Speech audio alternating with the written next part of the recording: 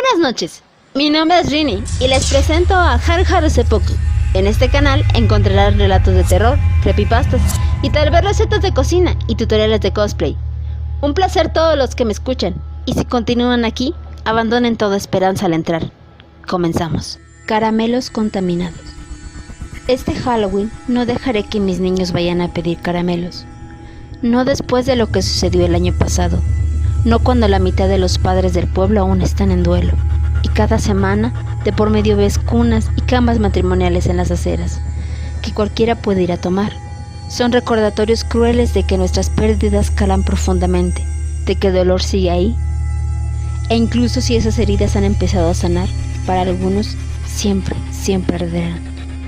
El año pasado, los niños recibieron caramelos contaminados. 55 de ellos se enfermaron, 31 murieron. Salió en todos los noticieros, así que no necesito darles el trasfondo de una historia que ya conocen. Mis niñas tuvieron suerte, pues ambas son alérgicas al maní, y les dieron sus caramelos a sus amigos que ya no tienen. Recuerdo mi turno en la sala de emergencias, cuando los niños comenzaron a fluir. Tomó algunos días. El primero fue el 3 de noviembre. Una niña de 4 años llamada Regina presentaba dificultades para respirar.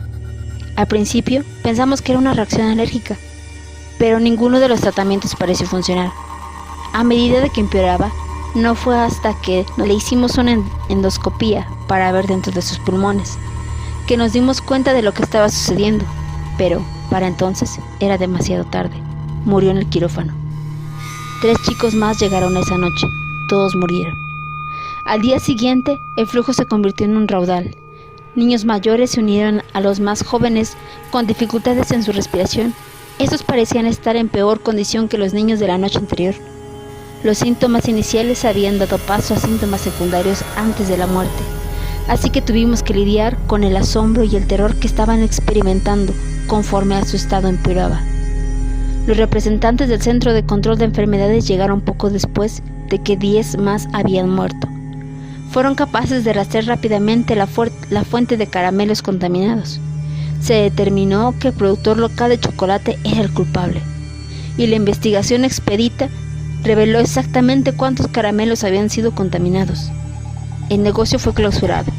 Los dueños aún están atascados en las salas de corte por su negligencia y negativa a acatar las medidas de protección apropiadas a sus importaciones. Como dije, después de todo este tiempo, el incidente aún está fresco en la mente de demasiadas familias que pasarán el resto de sus vidas asociando una festividad con la muerte y devastación, en vez de la diversión y emoción. Por respeto hacia ellos, son pocas las cuadras que han sido decoradas para Halloween. Hay algunas calabazas en los escalones de las puertas, pero ninguna exhibición real. Bueno, hubo una familia japonesa que se había mudado al pueblo en agosto.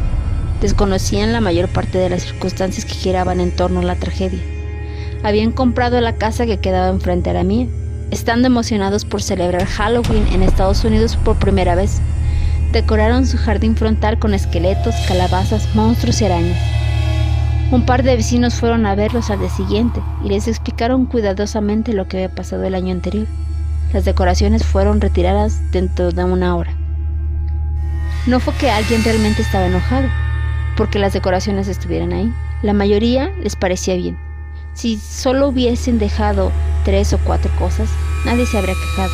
Vamos, las personas que tuvieron la suerte suficiente de no haber sido tocados por la tragedia, incluso pudieron haber apreciado un poco del espíritu de Halloween. Pero para algunos, ver esa cosa en específico era simplemente demasiado. Incluso en mi caso, que no perdí a nadie, me dio escalofríos cuando vi el montaje. Me hizo recordar aquella noche del 3 de noviembre cuando llegó Regina. Recuerdo que la sonda bajando con sus pulmones. Recuerdo cómo nos quedamos viendo la pantalla con una combinación de horror y fascinación. No había sido un esqueleto o una calabaza o un monstruo lo que había matado a sus niños. Fueron las arañas. Los millones de arañas negras y diminutas cuyos huevos se encontraban en el polvo de cacao que decoraba los caramelos de chocolate y mantequilla de maní. Los niños que se habían asfixiado antes de que las arañas evacuaran los pulmones fueron los suertudos. A quienes les tocó lo peor Fue a los que estaban en la sala de espera, o los que llegaron en ambulancias, que tosían y escupían nubes de arañas a medida que morían. La familia japonesa se disculpó en abundancia mientras retiraban todas las decoraciones. Era obvio que estaban mortificados. Mientras los veía por mi ventana, noté que Kichi le gesticuló con la mano a su esposa, Ai, para que se acercara al jardín. Sus miradas se ampliaron y se llevaron una mano a sus bocas. No pude ver lo que estaba viendo, pero sabía lo que era. Desde el noviembre pasado había habido telarañas por todas partes.